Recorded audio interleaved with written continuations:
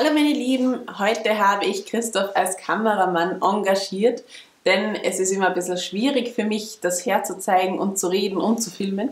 Deswegen ist er heute als Kameramann dabei. Ja, außerdem hast du uns beim letzten, oder mich besser gesagt beim letzten Video boykottiert. Du hast mir Steine versteckt und ich habe suchen müssen und war dann gar nicht in der Lage, bei deinem tollen Figurenvideo dabei zu sein. Stimmt. Aber ich habe einmal so aus dem Hintergrund mit einem halben Ohr das Wort Experte und Christoph, oder war es Spezialist und Christoph, in einem Atemzug gehört und das hat mich sehr gefreut. Naja, ich muss mich ja auch wieder mal einhauen, nicht wahr? Das ist ja ganz klar. Sehr gut. Was zeigst du uns heute, Frau Präsidentin? Ja, ich habe eine Herausforderung für dich, denn ich möchte gerne, dass du das zeigst, was ich hier beim Einkaufszentrum gemacht habe. Ihr habt uns ja in die Kommentare einige Ideen geschrieben, was wir machen können bei dieser Fassade vom Einkaufszentrum. Übrigens, danke für die vielen super Ideen und immer wenn ihr eine super Idee habt, dann bitte schreibt es in die Kommentare, denn das macht wirklich Sinn für uns. Ich habe hier, wow, meine Steine fliegen um, okay. Nein, alles gut. Nein, alles gut. Alles okay. Ein paar von euch haben geschrieben, wir könnten doch Maler an die Fassade des Einkaufszentrums geben, die quasi gerade ein Schild aufmalen oder wie so ein Graffiti aufmalen an die Mauer des Einkaufszentrums. Und falls ihr euch fragt, was das hier werden soll von der Schrift her, es wird das Wild City Shopping Center oder Wild City Center. Und da steht schon, wo, und dann geht es ein bisschen weiter, Genau. aber wir sehen, die Bauarbeiter sind ja noch beschäftigt, die Maler sind ja noch beschäftigt, die sind noch bei weitem nicht fertig, aber von der Optik her gefällt mir das schon sehr gut. Ja, also die haben hier eben die zwei Pinsel in der Hand, dann haben sie zwei Eimer mit Farbe, eine rote Farbe und eine blaue Farbe, das sieht man hier leider sehr schlecht. Und dann habe ich wie nennt man das? So einen Faden Ein Seil, genommen. keine Ahnung. Ja, mit zwei so Studs dran und das habe ich einfach hindurch gegeben und dann auf die richtige Höhe gehängt. Beziehungsweise, ich habe es nicht aufgehängt, Christoph hat es aufgehängt. Mit Vergnügen, Madame. Ja, und das sieht jetzt schon netter aus. Also, Ich finde auch. ja, die Wand hier, die war schon etwas kahl. Ihr habt uns ja so viele Vorschläge geschickt. Es ist von Kinoleinwand bis Begrünung, ist alles gekommen. Aber sehr viele von euch haben gesagt, sie wollen hier eigentlich am liebsten eine Werbeschild sehen. Und da haben wir uns gedacht, das Werbeschild ist jetzt gerade im Bau. Wir überlegen uns da noch, ob wir es nicht ein bisschen größer machen. Genau. Und das Praktische eben daran ist, dass man das recht gut abmontieren kann. Das heißt, wir können das Einkaufszentrum trotzdem noch öffnen. Das war nämlich auch so eine Sache, dass wir unbedingt wollten, dass das noch aufgeht. Jetzt diese Tafel kann man eben herunternehmen. Das sind diese Aufhänger, die wir auch für Bilderrahmen im Haus genommen haben. Das wird euch jetzt nicht so viel sagen, aber diese Ecken. Ein Bracket, glaube ich, nennt man das bei Bricklink. Und Wo dann man die Baurichtung ändern kann. Genau, die Baurichtung wird geändert. Und dann eben diese Aufhängung für die zwei Maler. Diese Aufhängung für die zwei Maler ist eben auch nur an diesen zwei Studs bei diesem Seil. Und dann kann man die wieder leicht runternehmen, was super ist. Sieht auf jeden Fall jetzt schon nett aus und danke für eure vielen Vorschläge. Ja, auf jeden Fall. Wir werden das auf jeden Fall noch weiter verfolgen und da sicher mal weiterbauen. Und das wird dann sicher ganz cool. Genau. Dann kommen wir weiter zu einem zweiten Projekt, das ich euch zeigen wollte, nämlich die Winkelgasse. Die habt ihr ja schon gesehen. Und ja, es ist noch nicht ganz fertig. Ihr seht, die Figuren liegen teilweise noch herum, speziell auch da hinten.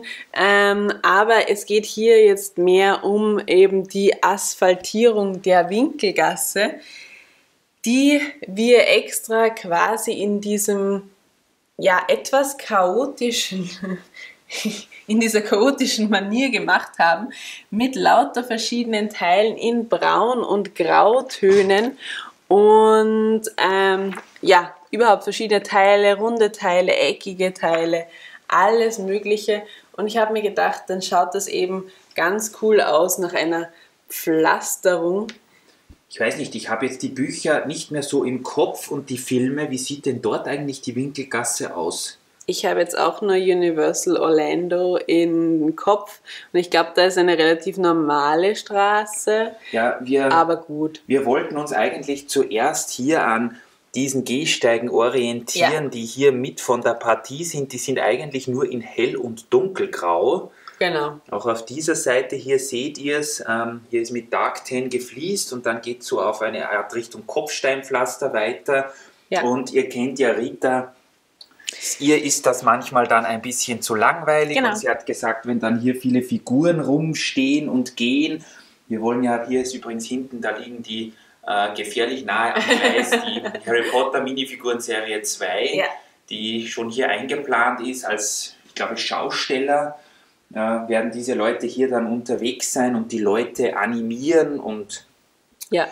zusehen, dass es ihnen gefällt. Hier ist ja auch dieses kleine, was in dem letzten Säckchen war. Das können sich die Leute auch anschauen. Ich glaube, das war sogar schon so, dass sich diese Familie mit dem Kinderwagen hier fotografieren lässt. Und dann haben wir das aber wieder weggetan, damit wir hier unsere Bodenbelege anbringen können. Genau. Es sieht sehr chaotisch aus, aber ich denke, das wird toll wirken, wenn dann mal noch mehr in die Richtung vom Hogwarts Castle nach hinten gefliest ist oder geplatet, wie auch immer man sagt. Aber ich habe mir gedacht, das kann ja auch mal, ich meine, das eine sieht auch sehr super aus, alles ganz in Grau gehalten, aber irgendwie doch auch ein bisschen fad. Jetzt habe ich mir gedacht, wir probieren einfach mal was anderes aus und machen das mal ein bisschen chaotischer und ich finde, es sieht eigentlich ganz cool aus. Also ich bin eigentlich zufrieden. Ja, und wir haben uns bei den Farben ja natürlich auch eher an die erdigen Töne gehalten. Also es ist der Großteil in hell und dunkelgrau. Ja. Es sind dann in hell und dunkeltan noch ein paar Plates und Fliesen drin. Und dann haben wir noch dunkelrot reingemischt und ein paar einzelne dunkelrote und dunkelgrüne sehe ich hier.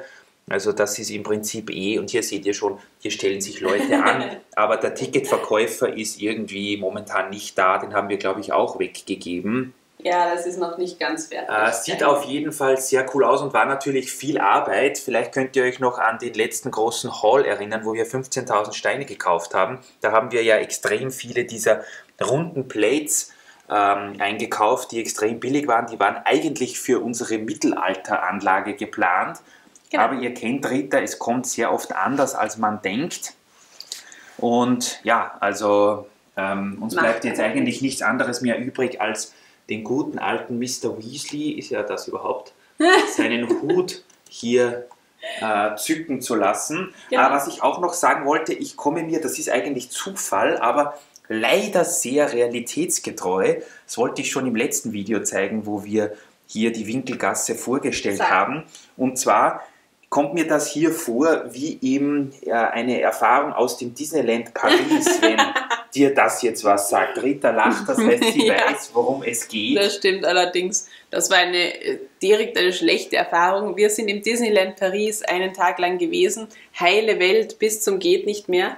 Mickey Mouse überall. Und dann sind wir am Abend hinausgegangen beim Disneyland Paris und es sind lauter Polizisten und Personen vom Militär sind draußen gestanden und haben aufgepasst, dass quasi kein Anschlag oder sonstiges passiert.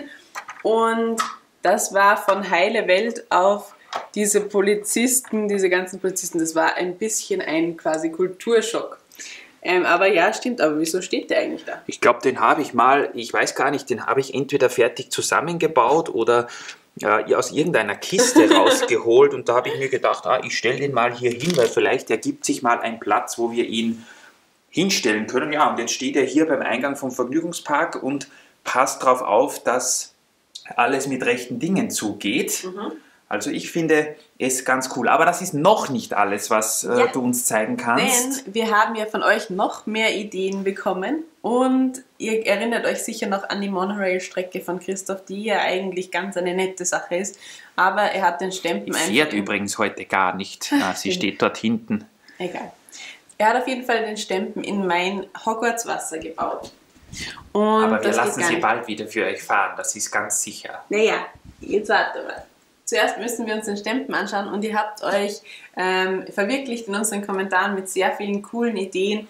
Auch zum Beispiel, dass der Stempen einfach transparent wird, weil gerade ein Hexenschüler den wegzaubert oder sonstiges. Das war eigentlich meine Lieblingsidee. Ja, weil wir hatten leider die Steine nicht dafür. Doch, wir haben sie jetzt. Ich habe sie gefunden.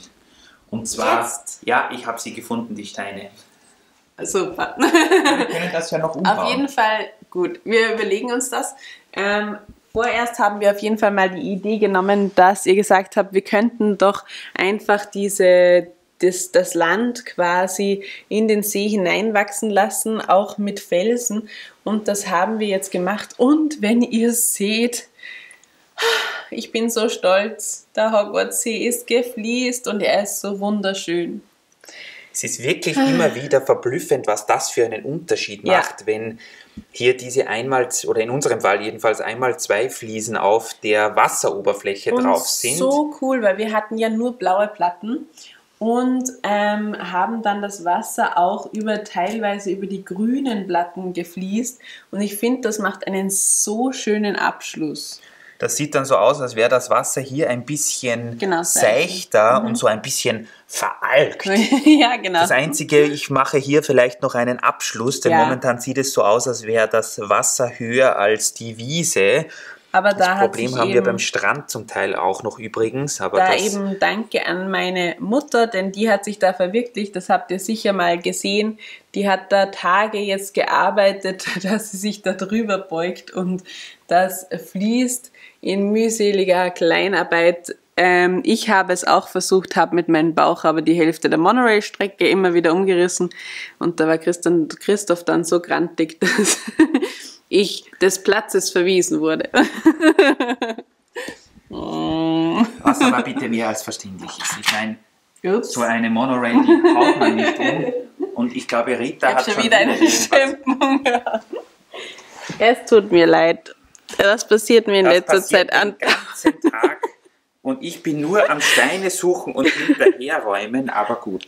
Ich finde auf jeden Fall auch, dass das jetzt mit dem Hogwarts-See besser aussieht. Wir werden schauen, vielleicht erweitern wir diese kleine Gesteinsformation sogar noch ein bisschen. Ich finde, das sieht eigentlich ganz gut aus. Könnte ja ein bisschen niedriger sein.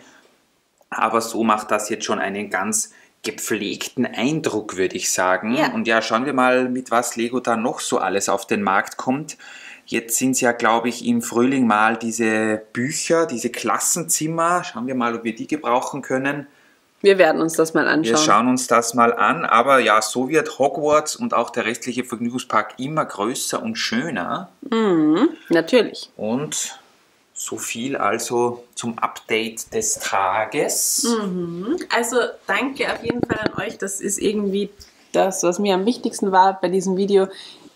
Es sind so tolle Ideen verbaut, weil ihr uns auch so tolle Ideen geschrieben habt.